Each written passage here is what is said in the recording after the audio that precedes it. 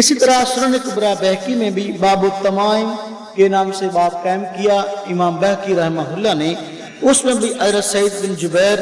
رحمہ اللہ کے متعلق لکھا گیا کہ ان سعید بن جبیر کان یکتب لابنہ المعاذہ، حضرت سعید بن جبیر رحمہ اللہ اپنے بیٹے کے لیے تعویذ لکھتے تھے۔ سمجھ آئی؟ دیکھو نبی کریم صلی اللہ علیہ وسلم، صحابہ کرام اور تابعین و اسلاف کا یہ عمل سامنے آیا کہ وہ دم کو بھی جائز سمجھتے تھے اور اس کو بطور تعویذ کے لکھ کر لٹکانا یا کسی کو دینا اس کو بھی جائز سمجھتے تھے، تو اس میں کوئی حرج والی بات نہیں ہے۔ اب اس کے ناجائز ہونے پر جو روایات پیش کی جاتی ہیں جس میں آیا کہ التمائم شرکن، التعویذ شرکن، تو وہ کون سے تمائم ہیں؟ تمائم تمیمہ کی جمع، ہاں جی، تمیمہ بھی وہی گونگے اور سپیاں اور منکے جن کو مشرکین مکہ غیر اللہ سے مدد چاہتے ہوئے بطور مؤثر بھی ذات ہونے کے استعمال کرتے تھے۔ تو ہم کہتے ہیں بالکل ایسا تعویذ، ایسا منکا، ایسا موتی، ایسا کوئی اور عمل جس کے ذریعے سے غیر اللہ سے مدد حاصل کی جائے اس کو مؤثر بھی ذات سمجھا جائے، اس کو شرک ہم بھی کہتے ہیں۔ یہ روایات ہمارے موقف کے مطابق ہیں، اس کو ہمارے خلاف پیش نہ کیا جائے۔ بات سمجھ میں آئی کہ نہیں آئی؟ آ کے چلی تو نہیں گئی جی؟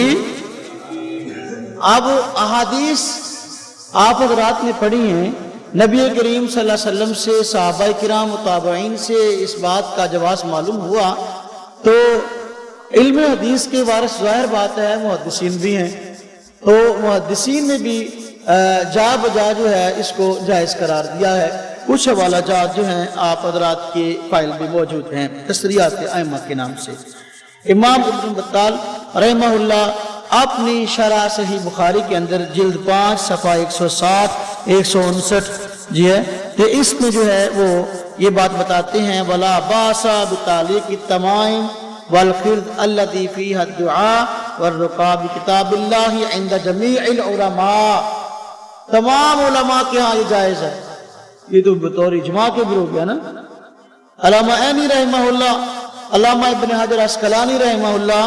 علامہ عینی کی شرح بخاری کی عمدۃ القاری اور علامہ ابن حجر رحمہ اللہ کی شرح بخاری کی فتح الباری، ان دونوں نے یہ بات لکھی ہے کہ بالکل یہ اپنا جو قرآن کریم سے ثابت شدہ وظائف ہیں ان کو لکھنا جائز ہے، لیکن جو اس سے قرآن و سنت سے ہٹ کر ہے وہ ناجائز ہے۔ اس تفصیل کو انہوں نے بیان کیا ہے، عبارت آپ کے ہاں موجود ہے۔ امام خطابی رحمہ اللہ نے بھی یہ بات نقل کی ہے، خود غیر مقلد عالم شمس الحق عظیم آبادی، اس نے شرح لکھی ہے عون المعبود کے نام سے، تو اس میں بھی امام خطابی رحمہ اللہ کا یہ فتویٰ نقل کیا گیا، عبارت نقل کی گئی اس کے جواز پہ کہ عون المعبود جلد 10 صفحہ 262 باب فی تعلیق التمائم۔ اسی طرح امام ابن حبان رحمہ اللہ یہ بھی معروف محدث ہیں، تو انہوں نے بھی صحیح ابن حبان اور کتاب الرقا والتمائم اس میں انہوں نے اس کے جواز کو اور جو شرکیاں اس کے حد میں جواز کی بات کو ذکر کیا ہے،